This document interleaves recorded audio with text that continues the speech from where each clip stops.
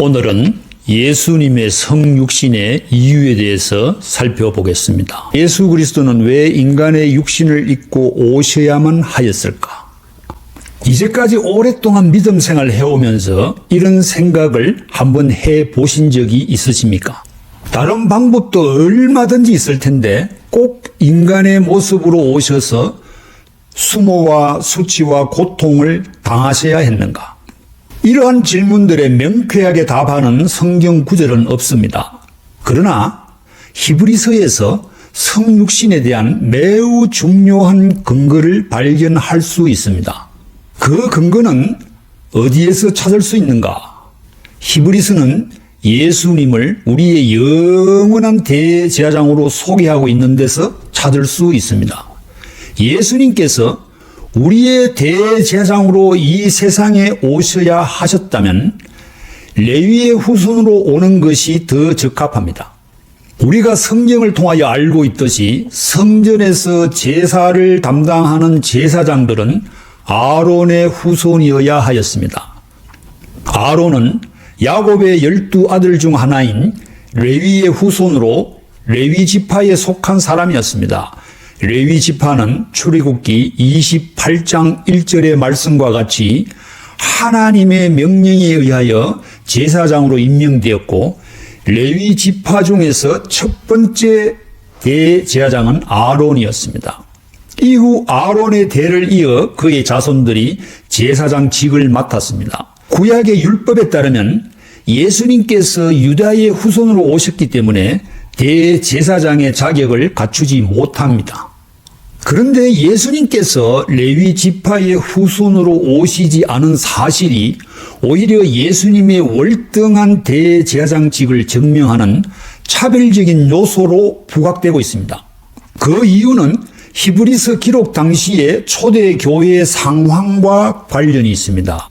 히브리서 독자들은 이전의 유대교인들이었으나 십자가에 달리신 예수 그리스도를 믿고 회심한 초대 교회의 교인들이었습니다. 그러나 유대교인들의 심한 핍박과 박해를 견디지 못하고 예수 그리스도에 대한 믿음을 버리고 다시 유대교로 돌아간 교인들이 생겨나기 시작하였습니다. 뿐만 아니라 초대교회 교인들 중에서도 믿음이 흔들려서 유대교로 돌아가려는 사람들이 있었습니다. 그들을 다시 예수께로 돌이키게 하기 위해서 저자는 예수 그리스도는 구약의 대제사장들보다 훨씬 월등한 대제사장이심을 강조할 필요를 느꼈습니다. 이것이 오늘날의 크리스찬에게는 누구도 부인할 수 없는 절대적 진리이지만 그 당시의 상황에서는 아직 성도들이 확실하게 받아들이기가 쉽지 않았습니다. 유대교가 당시 사회를 강하게 지배하고 있었고 초대교회 성도들 또한 강하게 영향을 받고 있었기 때문입니다. 유대교가 이스라엘 사회 전체를 지배하고 있었던 초대교회 상황에서 예수 그리스도는 구약의 제사장들과는 근본적으로 다를 뿐만 아니라 더욱 월등하다고 주장하는 것은 당시의 상황에서는 매우 폭탄적인 선언이었습니다. 폭탄적인 선언이었을 뿐만 아니라 목숨까지 위협받을 정도로 위험한 일이었습니다. 회심하기 전 바리새인이었던 바울은 예수님을 믿는 유대인들을 죽이기까지 하였음을 자랑하였던 때였습니다.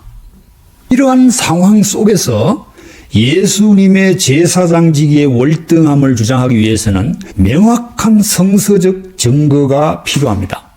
아무런 성서적 근거 없이 예수님이 월등한 대제사장이라고 주장하게 되면은 예수님은 한낱 조롱거리로 전락할 수밖에 없습니다. 무엇보다 이제 막 탄생한 초대교회의 정통성을 훼손시킬 수가 있었습니다. 여기에서 히브리서의 놀라운 지혜가 드러납니다. 놀라웠게도 예수 그리스도는 멜기세덱의 계보를 따른 대제사장이심을 강조합니다. 멜기세덱에 대한 성경 말씀의 기록을 예수님께로 적용시키면 생뚱맞아 보이기까지 할 정도로 매우 신선하고 독특해 보입니다. 왜 독특한 적용인가? 제사장 직분과 관련하여 멜기세덱과 예수님 사이를 연결시킬 만한 근거가 없어 보이기 때문입니다. 구약의 제사장 계열은 아론의 후손이라는 분명한 계보가 존재하였지만 멜기세덱은 족보도 없고 부모가 누구인지도 알려지지 않은 신비스러운 인물이었습니다. 뿐만 아니라 예수님은 부모가 요셉과 마리아로 명백하게 알려진 제사장이 될 수 없는 유다 지파의 후손으로 오셨습니다. 멜기세덱은 창세기 14장 18절에서 20절에서 갑자기 등장하여서 아브라함을 축복하였다는 기록 이후 성경에서 사라졌습니다. 그에 대한 기록이 시편 110편 4절에 언급되고 있지만 구약 성경에서의 언급은 더 이상 찾아볼 수가 없는 신비스러운 인물입니다. 이러한 점에서 볼 때 멜기세덱에 대한 언급을 히브리서에서 7번이나 반복하고 있는 것은 굉장히 흥미로운 일입니다. 인간의 생각과 지혜를 뛰어넘는 특이한 언급은 히브리서의 신비스러움을 자아내고 있습니다. 히브리서가 신비스럽다는 것은 너무나 특이한 주장임에도 불구하고 저자가 자신의 주장을 논리적으로 이치에 맞게 증명해 나간다는 점에 있습니다. 예수님은 유다 지파의 후손으로 오셨기 때문에 제사장 가문에 속한 레위 지파의 후손이 아닙니다. 그래서 제사장이 될 수 있는 자격이 없으신 분이십니다. 이러한 배경을 가진 예수님께서 출처도 분명하지 않은 멜기세덱의 서열을 따른 대제사장이라는 주장은 너무나도 놀랍기 그지없는 발상입니다. 족보가 분명한 예수님과 족보도 없는 멜기세덱을 놓고 과연 어떤 근거에서 히브리서 저자는 예수님께서 멜기세덱의 반차, 즉 계보를 따른 제사장이라는 주장을 증명해 나갈 수가 있을까요? 어떻게 풀어나갈지가 기대되는 매우 흥미로운 문제임에 틀림없습니다. 그래서 오늘 말씀의 제목을 히브리서의 기막힌 신학 논리로 붙였습니다. 너무나 기발하고 신선하고 새로운 주장임에도 저자는 어느 누구도 부인하지 못할 만큼 명백한 증거를 구약성경에서 찾아내어서 제시하고 있습니다.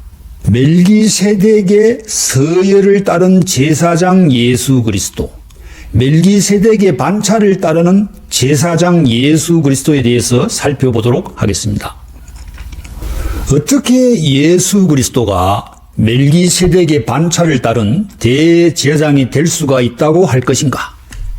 히브리서 7장 14절은 이 문제가 쉽지 않다는 것을 명백히 밝히고 있습니다. 우리 주께서는 유다로부터 나신 것이 분명하도다.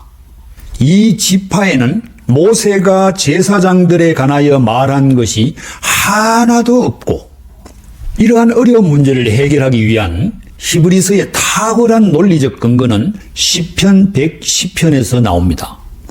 오늘 강의의 핵심 사안입니다. 어려울 것 같지만 이해하게 되면 또한 그만큼 재미있어지는 부분이기도 합니다. 성령님의 감동 감화가 넘쳐나기를 축원드립니다. 시편 110편 1절 말씀을 읽어보겠습니다. 야훼께서 내 주에게 말씀하시기를 내가 내 원수들로 내 발판이 되게 하기까지 너는 내 오른쪽에 앉아 있으라 하셨도다. 시편 110편 1절에 언급된 너가 누구일까요? 하나님 보좌 우편에 앉아 있도록 허락된 분은 한 분밖에 없기 때문에 1절에 너가 누구인지는 쉽게 추측이 가능해집니다. 여기에 너는 예수 그리스도이십니다. 이 구절은 당시 초대 교회에서도 예수 그리스도의 부활과 성천을 가리키는 것으로 이의 없이 받아들여졌습니다. 왜냐하면 예수님께서 십자가에서 죽으셨고 죽음을 이기신 후 부활하셔서 제자들 눈앞에서 하늘나라로 올라가셨기 때문입니다. 다른 표현으로 말하자면 예수님께서 십자가에서 마귀의 권세를 무찌르고 부활 성천하셔서 하나님 보좌 우편에 앉으셨기 때문입니다. 그리고 1절에 나오는 내 원수들로 내 발판이 되게 하기까지라는 말은 완전한 승리의 그날이 아직 도래하지 아니하였다는 현재의 상황을 가리키고 있습니다. 이것은 주님의 대적 마귀가 지금도 활동하고 있음을 가리킵니다. 그 원수를 무찌르고 완전한 승리의 그날이 이르기까지, 즉 그 원수들로 주님의 발판이 되게 하기까지 지금 현재 하나님 보좌 우편에 앉아 있을 수 있는 분은 예수님 외에는 아무도 없습니다. 따라서 하나님께서 보좌 우편에 앉으신 예수님께 주시는 말씀으로 시편 110편 1절을 받아들이는 데는 아무런 어려움이 없게 됩니다. 여기까지 이해가 되면 예수님께서 멜기세덱의 계보를 따르는 제사장이라는 주장도 쉽게 이해될 수가 있습니다. 그 주장의 근거는 시편 110편 4절입니다. 야훼는 맹세하고 변하지 아니하시리라 이르시기를 너는 멜기세덱의 서예를 따라 영원한 제사장이라 하셨도다. 시편 110편 4절에 나오는 멜기세덱의 서예를 따르는 대제사장이 되시는 너는 누구일까요? 오늘 말씀의 중요한 관건입니다. 시편 110편 1절에 나오는 너를 예수 그리스도에게 적용하는 것은 초대 교회에서 어렵지 않다는 것을 앞에서 살펴보았습니다. 그러면 자연히 시편 110편 4절에 언급되고 있는 너도 예수 그리스도가 되어야 합니다. 그 이유는 시편 110편은 한 편의 시로 구성되어 있기 때문입니다. 1절에 나오는 너와 4절에 나오는 너가 다른 인물이라면 같은 시에 속해 있다고 말할 수 없습니다. 따라서 시편 110편 1절에 언급된 너는 부활하신 예수님이시고 그 예수 그리스도는 시편 110편 4절에 의하여서 멜기세덱의 반차를 쫓은 영원한 대제사장이 되십니다. 여기서 발견되는 놀라운 사실은 예수 그리스도를 영원한 제사장으로 하나님께서 선포하고 계시다는 점입니다. 그것도 하나님께서 맹세까지 하시면서 선포하셨다는 것입니다. 이러한 사실을 히브리서 7장 17절은 하나님께서 정언하셨다고 표현하고 있습니다. 히브리서 7장 17절 정언하기를 내가 영원히 멜기세덱의 반차를 따르는 제사장이라 하였도다. 예수 그리스도께서 대제사장의 자격을 갖게 되면 아론의 후손과 관련된 계명의 법을 쫓음과 같은 구약의 방식으로 된 것이 아닙니다.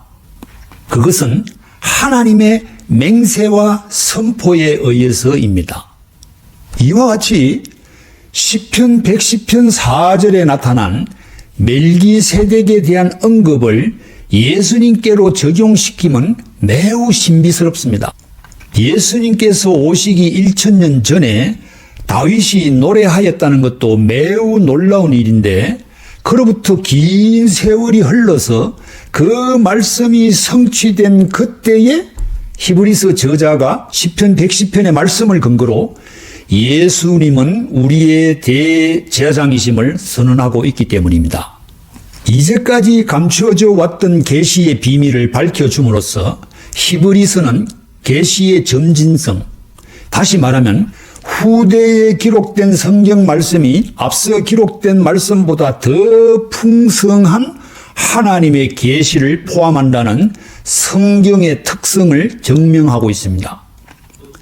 즉 시편 110편 4절을 명확하게 해석해 주고 있습니다. 여기에서 오늘 강의의 핵심 주제인 하나님이신 예수 그리스도께서 구태여 인간의 몸을 입고 오셔야 하였던 이유가 무엇인지를 깨달을 수가 있습니다. 시편 110편 4절이 주는 놀라운 영적 지혜의 메시지입니다. 예수 그리스도의 성육신의 이유가 무엇일까요? 예수님께서 인간의 몸을 입고 오셔야 하였던 이유가 무엇일까요? 시편 110편 4절에서 발견되는 특이한 점은 하나님께서 하나님의 이름까지 걸고서 예수 그리스도가 멜기세덱의 계보를 따르는 영원한 제사장이라고 선포하셨다는 점입니다. 하나님은 맹세까지 하실 필요가 없으신 분이십니다. 하나님의 말씀 자체가 맹세보다 더 큰 권위를 갖고 있기 때문입니다. 그럼에도 불구하고 예수님께서 우리를 위한 제사장이 되셨음을 하나님께서 맹세까지 하시며 선포하셨다는 점에 근거하여서 히브리서 5장 1절은 하나님의 아들 예수 그리스도께서 왜 인간의 몸을 입고 이 세상에 오셔야 하셨을까에 대한 답변을 암시해 주고 있습니다. 예수님의 성육신의 이유는 예수님께서 우리의 제사장이시기 때문이라는 것입니다. 히브리서 5장 1절 대제사장마다 사람 가운데서 택한 자이므로 하나님께 속한 일에 사람을 위하여 예물과 속지 않은 제사를 드리게 하나니. 이 구절에서 제사장은 하나님께 속한 일에 사람을 위하여 제사를 드리는 자로 규정됩니다. 여기서 중요한 것은 제사장은 사람을 대표하는 자이어야 한다는 것입니다. 그래서 대제사장은 사람 가운데서 택하여야 한다고 말합니다. 따라서 천사나 어떤 영적 존재나 죽은 자의 영은 사람을 대표하는 제사장이 될 수 없습니다. 오직 육신을 가진 사람만이 사람을 대표하는 제사장이 될 수가 있습니다. 예를 들면 귀신이 우리를 대표하는 존재가 되지 못합니다. 우리와는 존재가 다르기 때문입니다. 우리처럼 죽을 운명을 타고나야 되는데 이러한 요건을 갖추지 못하면 우리를 대표할 수가 없습니다.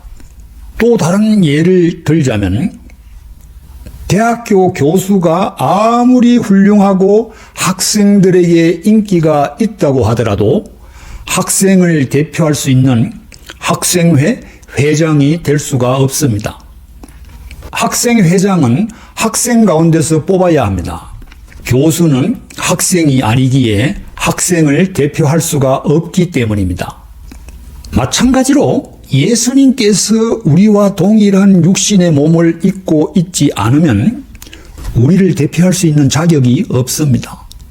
그래서 예수님께서 우리 인간을 대표할 수 있는 제사장이 되기 위하여 인간의 몸을 입고 오셔야 하였습니다.